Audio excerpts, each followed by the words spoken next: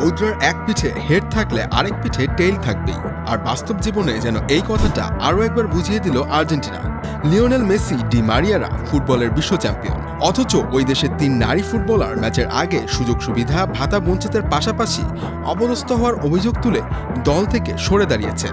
তারা হলেন গোলরক্ষক লৌরিন অলিভেরাস, ডিফেন্ডার জুলিয়েটা ক্রুজ ও মিডফিল্ডার লরিনা বেনিতেজ। কোস্টারিকার বিপক্ষে আর্জেন্টিনার নারী ফুটবল দল 2টি প্রীতি ম্যাচ খেলবে। ওই ম্যাচের আগে দল থেকে নাম প্রত্যাহার করে নিয়েছেন তারা।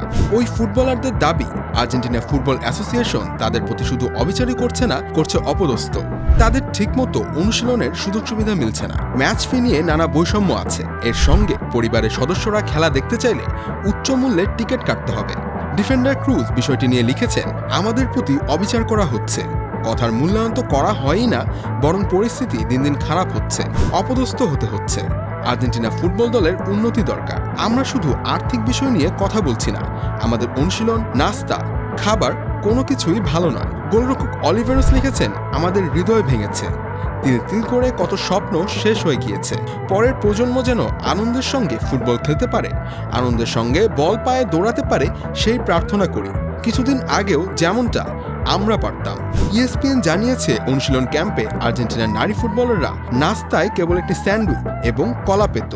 বুয়েন্স আয়ার্সে ম্যাচ হওয়ায় আর্জেন্টিনা অ্যাসোসিয়েশন খেলোয়াড়দের ভাতা না দেওয়ার সিদ্ধান্ত নিয়েছে।